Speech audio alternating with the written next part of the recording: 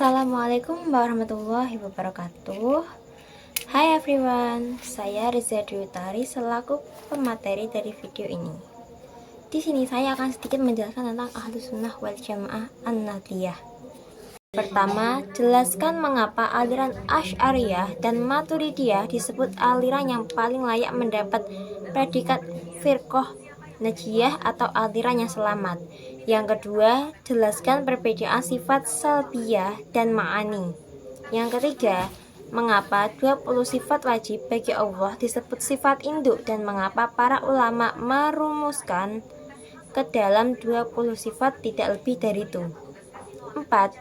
Jelaskan perbedaan sifat ma'ani dan ma'nawiyah dan mengapa keduanya ditetapkan, bukan salah satunya saja. Yang kelima, jelaskan isi 20 sifat wajib bagi Allah beserta dalil akli dan naklinya. 1. Jelaskan mengapa aliran Asy'ariyah dan Maturidiyah disebut aliran yang paling layak mendapat predikat firqah najiyah atau aliran yang selamat. Hampir semua sekte mengklaim bahwa mereka adalah pengikut salafus saleh, maka perlu definisi yang lebih khusus untuk mendefinisikan siapakah Ahlus Sunnah wal Jamaah. Imam Al-Subki di dalam Tabaqatnya menjelaskan bahwa golongan yang benar-benar mengikuti Nabi dan sahabat adalah para pengikut Imam Asy'ari. Adapun pengikut Imam Maturidi, maka sebenarnya pemikirannya sama dengan Imam Asy'ari. Al-Subki berkata, lalu aku meneliti kitab-kitab Hanafiyah, yakni mazhab Maturidi, maka aku menemukan bahwa semua perbedaan antara kami dan Hanafiyah ada 13 masalah. Ada 16 masalah bersifat maknawi, sedangkan selainnya bersifat lafzi. Keenam yang maknawi tersebut tidak menjadikan kami dan mereka saling mengkafirkan dan membidahkan. Hal ini sebagaimana yang dijelaskan oleh para imam kami dan mereka seperti Al-Ustadz Abu Mansur Al-Maghdawi dan selainnya. Selain itu, akidah Asy'ariyah dan Maturidiyah secara esensi sama dengan akidah yang diajarkan oleh Nabi Shallallahu Alaihi Wasallam dan para sahabat ulama. Para sahabat ulama Asy'ariyah dan Maturidiyah hanya membuat metode untuk memudahkan orang awam untuk mengenal Allah Ta'ala dengan konsep 20 sifat wajib baginya. Nomor 2. Jelaskan perbedaan sifat salbiyah dan ma'ani.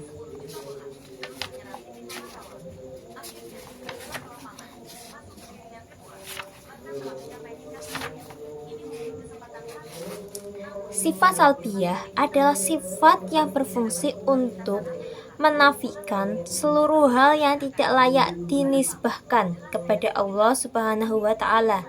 Sifat salbiyah ini tidak ada wujudnya dalam kenyataan. Ia hanya perkara iktibari, sesuatu yang dianggap wujud. Sifat ini ditetapkan bagi Allah untuk menafikan kebalikan dari sifat ini.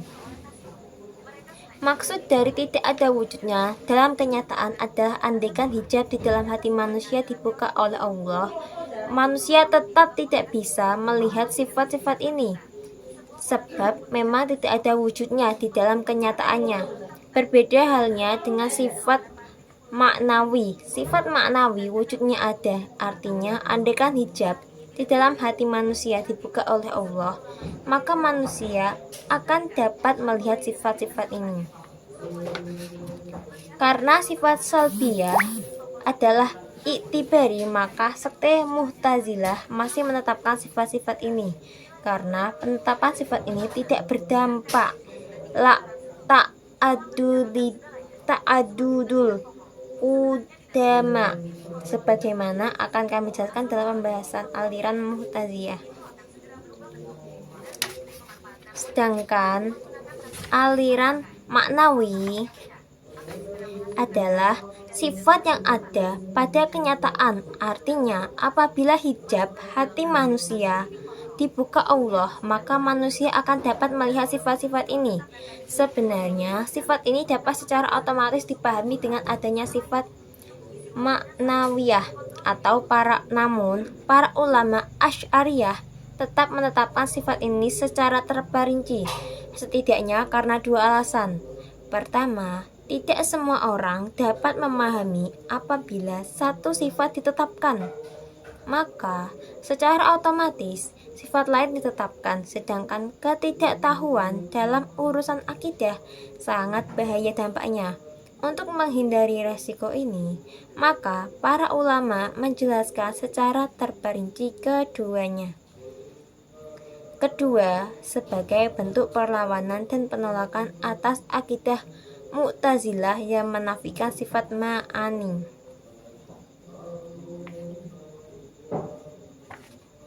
Yang ketiga, mengapa 20 sifat wajib bagi Allah disebut sifat induk, dan mengapa para ulama merumuskan ke dalam 20 sifat, tak lebih dari itu. Sifat 20 bukanlah membatasi sifat Allah, melainkan ia adalah sifat induk yang mampu dijangkau oleh akal manusia. 20 sifat ini dibagi menjadi 4, sifat nafsiyah, sabiyah, ma'ani, dan ma'nawiyah. Perbedaan antara Asy'ariyah dan Maturidiyah tidak sampai menjadikan salah satu di antara keduanya saling mengkafirkan atau membid'ahkan, sebab secara esensi keduanya sama. Pertanyaan keempat, jelaskan perbedaan sifat ma'ani dan ma'nawiyah dan mengapa keduanya ditetapkan, bukan salah satunya saja. Seperti yang kita bahas tadi di soal nomor 2, sifat ma'ani adalah sifat yang ada pada kenyataan. Artinya, apabila hijab hati manusia dibuka oleh Allah, maka manusia akan dapat melihat sifat-sifat ini. Sebenarnya, sifat ini tidak dapat secara otomatis dipahami dengan adanya sifat ma'nawiyah. Namun, para ulama Asy'ariyah tetap menetapkan sifat ini secara terperinci. Setidaknya ada dua alasan, seperti yang saya sebutkan tadi.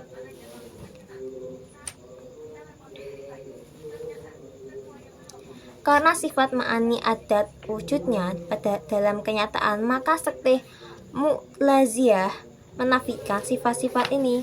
Sebab jika sifat ini ditetapkan, maka akan berkonsekuensi ta'adudul qudama, ada lebih dari satu perkara yang qadim.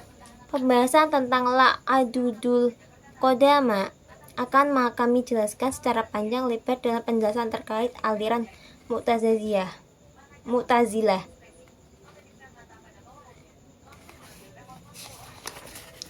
Sedangkan sifat ma'nawiyah adalah sifat yang secara otomatis ada apabila sifat ma'ani ditetapkan. Misalnya, apabila sifat qudrah, kuasa, ditetapkan bagi Allah, maka adanya Allah qadirun, zat yang kuasa. Sifat ma'ani yang dimiliki oleh Allah juga tidak terbatas jumlahnya, namun yang dapat dijangkau oleh akal manusia ada 7, yaitu kaunuhu qadirun, adanya Allah adalah zat yang maha kuasa. Lawannya adalah kaunuhu ajizan, adanya Allah adalah zat yang lemah. Kaunuhu maridan, adanya Allah adalah zat yang berkehendak. Lawannya adalah kaunuhu mu'rahan, adanya Allah adalah zat yang terpaksa. Kaunuhu aliman, adanya Allah adalah zat yang maha mengetahui. Lawannya adalah kaunuhu jahilan, adanya Allah adalah zat yang bodoh. Kaunuhu hayyan, adanya Allah adalah zat yang maha hidup. Lawannya adalah kaunuhu mayitan, adanya Allah adalah zat yang mati. 5. Jelaskan isi 20 sifat wajib bagi Allah beserta dalil akli dan naklinya.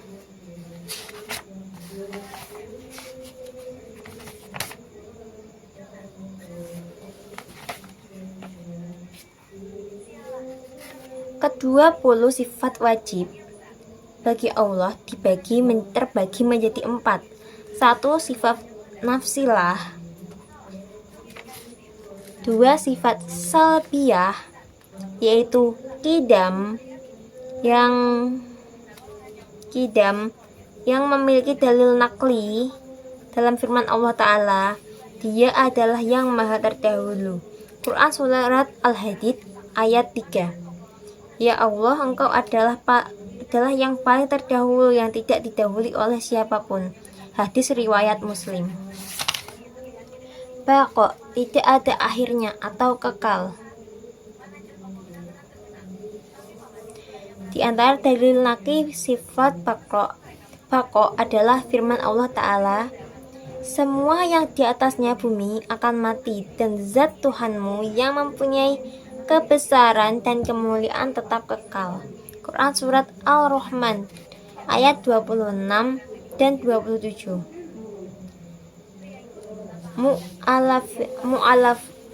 Mu'alafah lil habadisi, tidak sama dengan makhluk. Dalil naklinya adalah tidak ada sesuatu apapun yang menyerupainya, dan Dia maha mendengar, maha melihat. Quran Surat Al-Syura ayat 11. Qiyamuhu binafsihi, tidak membutuhkan zat lain untuk menjadi tempatnya. Dalil qiyamuhu binafsihi adalah firman Allah Ta'ala pada Quran Surat Fatih 15. Wahai manusia, kalian adalah orang yang butuh kepada Allah, dan Allah maha kaya, tidak butuh dan maha terpuji. Wahdaniyah, esa, baik dan zat dalam zat, sifat maupun perbuatan.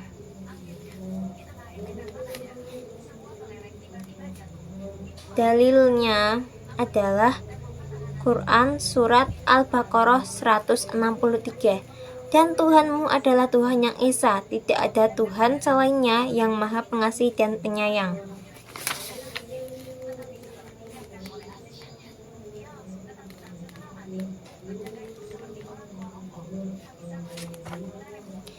Tiga, sifat ma'ani, yaitu dibagi menjadi beberapa. A. Kudroh, kuasa. Dalil naklinya berada di Quran Surat Al-Baqarah ayat 20. Sesungguhnya Allah kuasa atas segala sesuatu. B. Irodah, berkehendak. Dalil naklinya berada di Quran Surat Hud 107. Sesungguhnya Tuhanmu berbuat sesuai apa yang Dia kehendaki. C. Ilmun, mengetahui.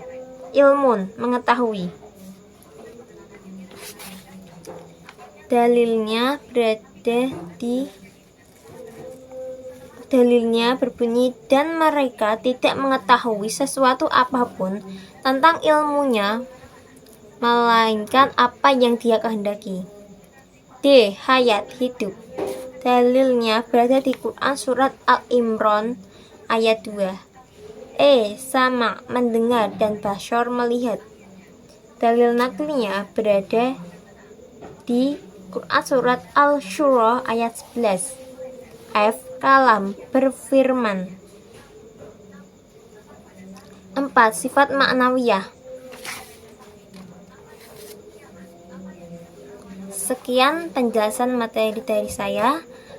Wassalamualaikum warahmatullahi wabarakatuh.